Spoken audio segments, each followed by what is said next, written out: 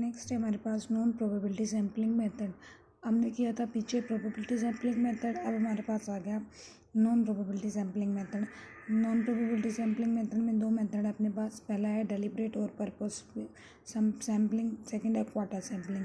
Deliberate sampling क्या होता है? कहता है in this method the investigator deliberately और purposely select items which he feels are representative of the true condition of the universe।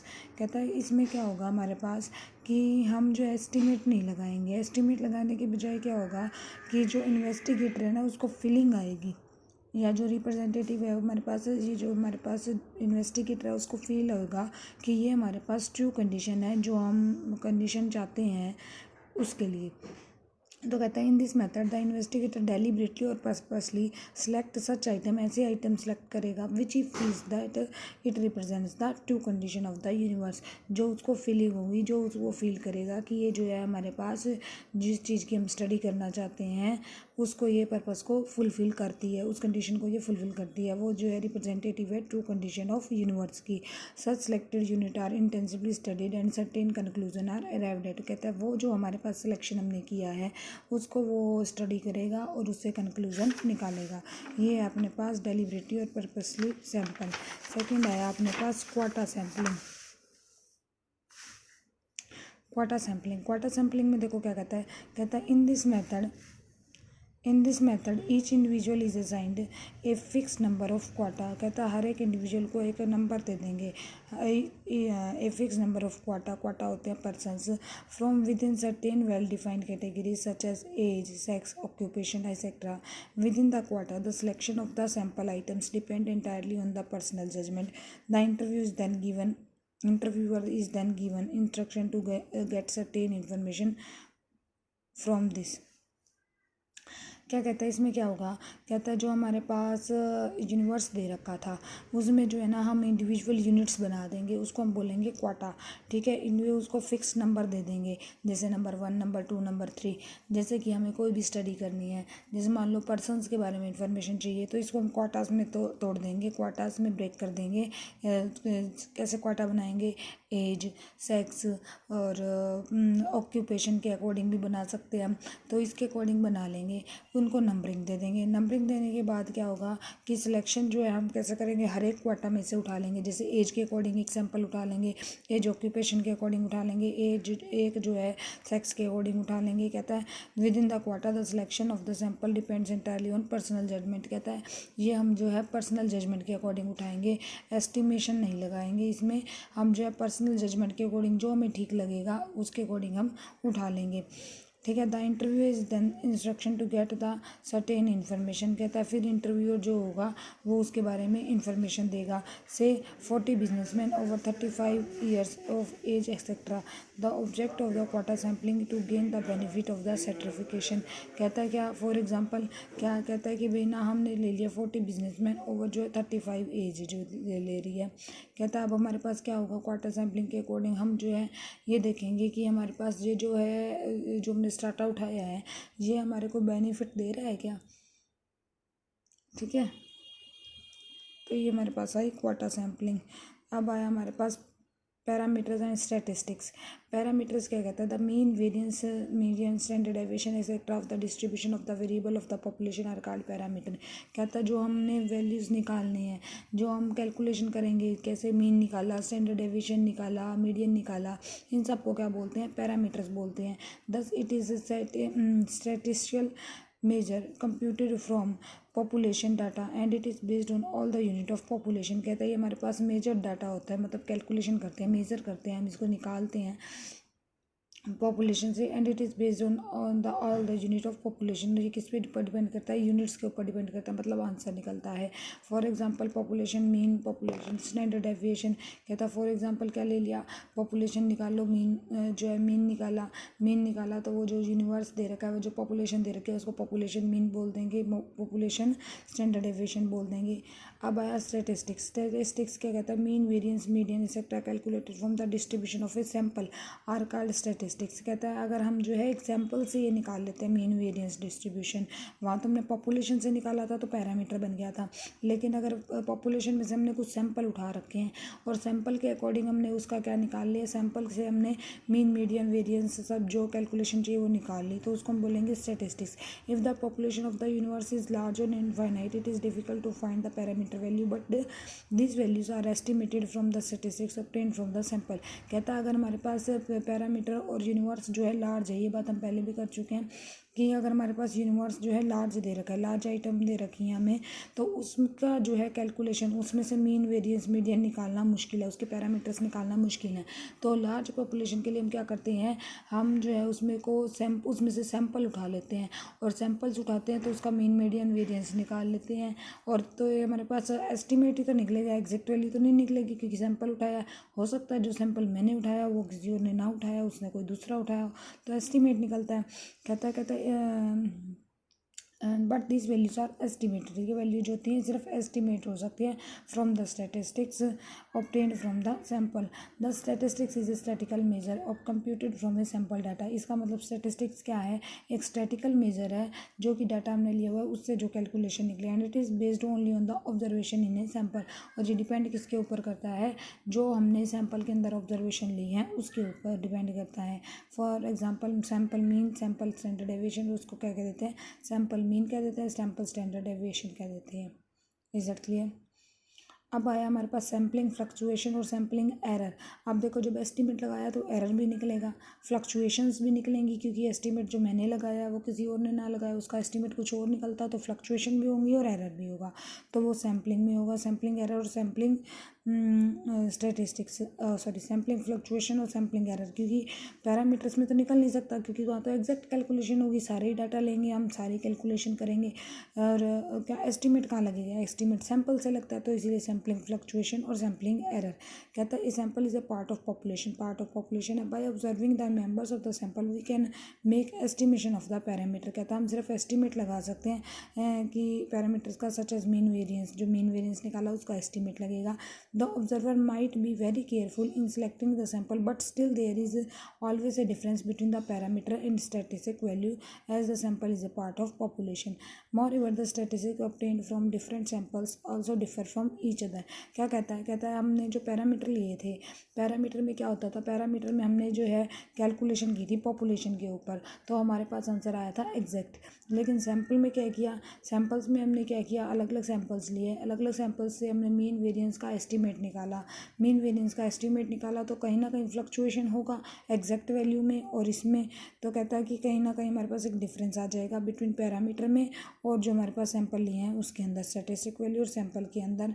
But क्या कहते हैं, क्योंकि सैंपल जो है पार्ट ऑफ पॉपुलेशन, कहता है डिस डिफरेंसेस और discrepancies observe between the statistic value of the sample are called sampling fluctuation. कहता है ये जो डिफरेंस है इसको हम क्या कह देते हैं, सैम्पलिंग फ्लक्चुएशन कह देते हैं या फिर सैम्पलिंग एरर कह देते हैं। और ये एरर जो है मिनिमाइज भी कर सकते हैं अगर हम सैंपल का साइज़ चेंज कर दें, बड़ा ले लें। कहता है this error can be minimise by increasing the sample size.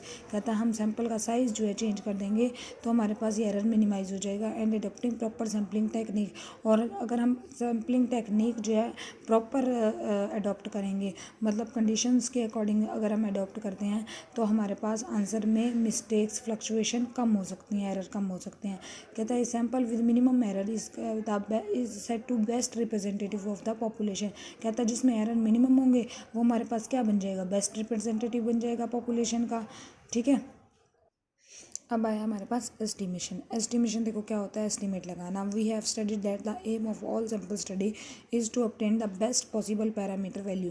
कहता है अभी तक हमने जितना स्टडी कर लिया, जितना पढ़ा, उसमें हमने क्या एक बात निकाली, उसकी हमें ये बात पता चली कि हम जो है सैंपल का जो मेन मोटिव क्या होता है सैंपल स्टडी का, सैंपल स्टडी का मेन एम ये होता है कि हमारे पास बेस्ट पॉसिबल पैरामीटर वैल्यू आ जाए। ठीक है, कि जिसमें एरर कम से कम हो, तो बेस्ट पॉसिबल पैरामीटर वैल्यू आ जाए। Sample study by themselves have no significance unless they enable us to have some idea about the population or universe from which the samples have been drawn।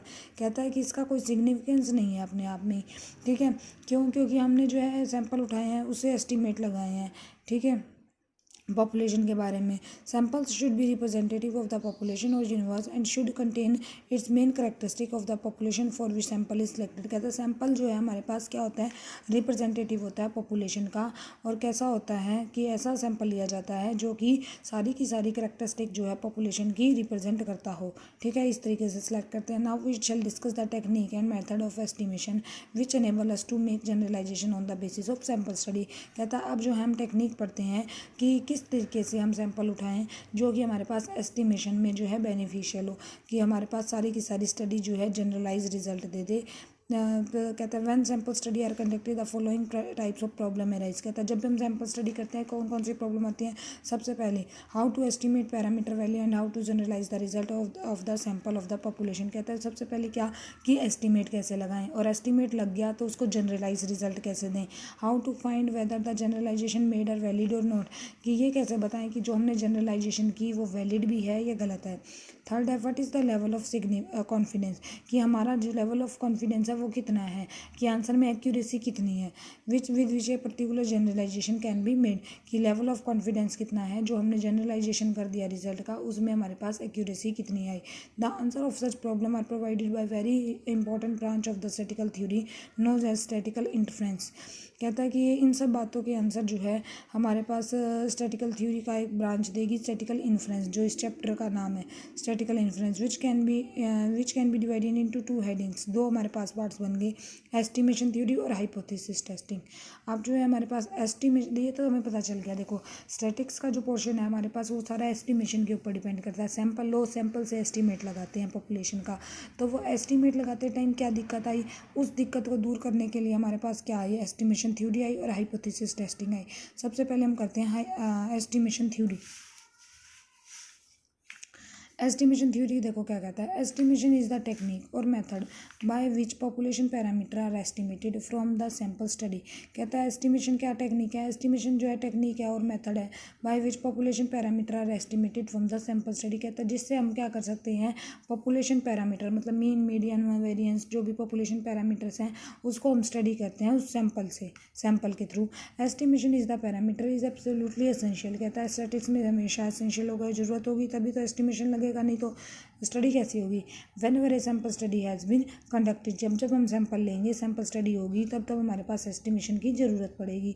For example a manufacturer would like to have some estimate about the future demand of the product. कहता है कोई भी हमारे पास manufacturer है वो हमारे पास future demand of product को तो जो है एस्टिमेट लगा ही सकता है ना, कि फ्यूचर में मेरे पास इतनी डिमांड हो सकती है किसी प्रोडक्ट को लेकर, तो वो हमारे पास एक आइडिया लगा लेता है, वो है एस्टिमेशन।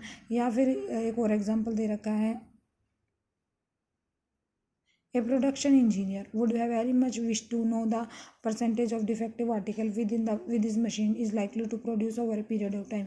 कहता कोई प्रोडक्टिव इंजीनियर है उसको भी आइडिया होता है कि किसी पर्टिकुलर मशीन में कितने टाइम बाद कितना डिफेक्ट प्रोड्यूस हो जाएगा, तो परसेंटेज ऑफ डिफेक्टिव वो भी निकाल सकता है, एस्टिमेट लगा सकता है। अब आया थ्योरी ऑफ कहता है such estimation can be obtain either by census method और सैंपल मेथड। कहता है हमारे पास ये एस्टिमेशन कैसे लगे, बाय सेंसस मेथड, कि हमने जो है जनरलाइजेशन देखा कि अपना सेंस यूज़ किए हैं अपने, और सैंपल मेथड का यूज़ किया है। Generalise sample method are conducted to save time. ये हमारे पास मेथड किस लिए यूज होता है, टाइम को सेव करने के लिए, मनी को, लेबर को सेव करने के लिए। कहता है थ्योरी ऑफ एस्टिमेशन दी किसने दी, प्रोफेसर आर ए फिशर ने 1930 में, grouped by into classes, दो क्लासेस में डिवाइड किया था इसने। एक तो किया था पॉइंट एस्टिमेशन, एक किया था इंटरवल एस्टिमेशन। पॉइंट एस्टिमेशन होता है किसी पॉइंट के बारे में पर्टिकुलर। कहता है when we estimate the value of unknown parameter by a point. कहता है किसी पॉइंट से ही हम एस्टिमेशन लगा लेंगे तो वो हो जाएगा क्या हो जाएगा हमारे पास, पॉइंट एस्टिमेशन। और पॉइंट एस्टिमेशन में हमारे पास जो होगा, कहता है a good estimator should possesses the following characteristic. क्या क्या करेक्टरिस्टिक होनी चाहिए, कहता है इट शुड बी अनबेस्ड, बिना किसी भेदभाव के होना चाहिए। इट शुड बी कंसिस्टेंट होना चाहिए, मतलब ऐसा नहीं है कि तुम साइज चेंज कर रहे हो सैंपल का तो रिजल्ट कुछ और चलता जाए। कंसिस्टेंट होना चाहिए, with an increase in size the value comes closer and parameter to its parameter value. कहता है कि जो हमने अगर साइज चेंज किया है तो वैल्यू ऑफ जो पैरामीटर है वो क्लोजर आनी चाहिए, ऐसा नहीं कि आंसर जो है एस्टिमेशन से दूर जाता जाए, एग्जैक्ट वैल्यू से दूर जाता जाए। ठीक है, it should be sufficient. A static is said to be sufficient estimation of the parameter if it contains all the information about the parameters. कहता है ये हमारे पास सफिशेंट होना चाहिए। सफिशेंट क्या मतलब क्या कि सफिशेंट हम स्टैटिक्स में तब कहते हैं जब वो सारी की सारी हमारे पास कंडीशन, सारी की सारी करेक्टरिस्टिक फुलफिल करता है। मतलब कि एक सैंपल से अगर हम सारी इन्फॉर्मेशन निकाल सकते हैं किसी पॉपुलेशन के बारे में तो हम कह देंगे कि ये सैंपल हमारे लिए सफिशेंट है। नेक्स्ट आया इंटरवल एस्टिमेशन। कई बार क्या होता है पॉइंट से हम एस्टिमेट नहीं लगा सकते तो हम जो है एक इंटरवल बना लेते हैं कि हमारा जो एस्टिमेशन है, हमारा जो आंसर है इतने से इतने के बीच में लाई कर सकता है। एस्टिमेटेड वैल्यू दे देते हैं कि यहाँ से लेकर यहाँ तक के बीच में आ जाएगी तो उसको कह देते हैं interval estimation. In many cases point estimation is not desirable. कई जगह पर पॉइंट एस्टिमेशन डिज़ायरेबल नहीं है and instead of this we find an interval in which the parameter is expected to लाई।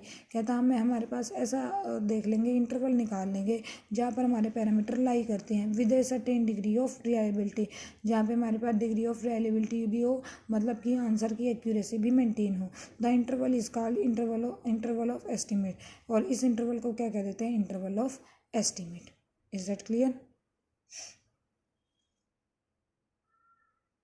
अब आया हमारे पास हाइपोथेसिस एंड इट्स टेस्टिंग।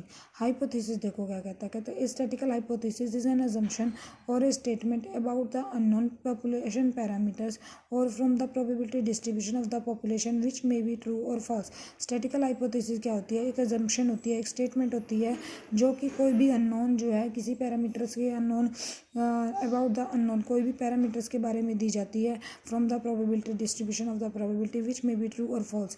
कहता है जो कि हमारे पास सही भी हो सकती है और गलत भी हो सकती है। हाइपोथेसिस ही तो की है हमने, अपनी हाइपोथेसिस ही तो बताई है, टेस्टिंग तो हमने अभी की ही नहीं तो हमने बताई है। Are taken before the final decision about the population on the basis of sample information. क्या कहता है हाइपोथेसिस क्या होगी कि सैम्पल इन्फॉर्मेशन जो हमारे पास जो सैम्पल था उससे जो इन्फॉर्मेशन निकाली उससे हमने जो है इन्फॉर्मेशन निकालने के बजाय एक जो है हाइपोथेसिस दे दी। वो हाइपोथेसिस ट्रू भी हो सकती है, फॉल्स भी हो सकती है, प्रोबेबिलिटी बता दी हमने तो एजम्पशन है हमारी, इसको हम क्या कह देते हैं? Hypothesis. According to professor Morris Hamburg a hypothesis in statistics is simply a quantitative statement about the population. क्या कहता है हाइपोथेसिस क्या है? एक क्वांटिटेटिव स्टेटमेंट है, हमने नापी तुली स्टेटमेंट दे दी है कि किसी भी पॉपुलेशन के बारे में। Testing of hypothesis. Testing of hypothesis क्या कहता है? द मेथड और procedure which enable us to decide the basis of sample result whether the hypothesis is true और false is known as test of hypothesis. कहता है जो हमने अभी तक एस्टिमेशन लगाई, जो हमने प्रोसीजर बनाया, हाइपोथेसिस लगाई, वो हाइपोथेसिस ट्रू है या फॉल्स है, उसका टेस्ट जो हम करेंगे वो हमारे पास क्या हो जाएगी? टेस्टिंग ऑफ हाइपोथेसिस या फिर testing of significance. The main purpose of sampling theory is to study the test of hypothesis और टेस्ट ऑफ सिग्निफिकेंस। जो मेन पर्पस है हमारे पास वो क्या है? टेस्ट ऑफ हाइपोथेसिस और टेस्ट ऑफ सिग्निफिकेंस की स्टडी करना। By testing the hypothesis we can find out whether it deserve acceptance of rejection. कहता है कि टेस्टिंग से हमें ये पता चल जाएगा जो हाइपोथेसिस हमने दी है वो एक्सेप्ट करने लायक है या रिजेक्ट करने लायक है। एक्सेप्टेंस कर दे सकते हैं उसको या रिजेक्शन दे सकते हैं। Procedure for hypothesis testing.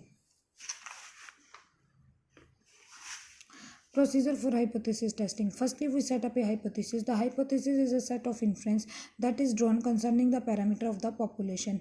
कहता है कि अब सबसे पहले तो हम हाइपोथेसिस सेट कर लेते हैं। हाइपोथेसिस क्या थी? हाइपोथेसिस थी जो सैंपल से हमें कंक्लूजन ड्रॉन करनी है, सेट ऑफ इन्फ्रेंस वो इकट्ठे कर लो। कोई भी सैंपल है, सैंपल से जो कंक्लूजन निकली पॉपुलेशन के बारे में, पैरामीटर पॉपुलेशन के बारे में, वो इन्फॉर्मेशन हमने इकट्ठी कर ली। वो इन्फ्रेंस, सेट ऑफ इन्फ्रेंस क्या हो जाएगा? हाइपोथेसिस है। For example we may say that average weight of a university student is 60।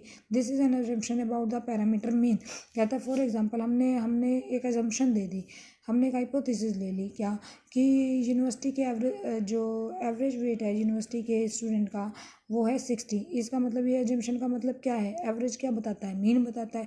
इसका मतलब हमने एजम्पशन दी है मीन की, और मीन हमने किसकी एजम्पशन दिया? पैरामीटर में। तो कहता है this is N assumption about the parameter mean. ये हमने किसकी एजम्पशन दी है? पैरामीटर मीन की।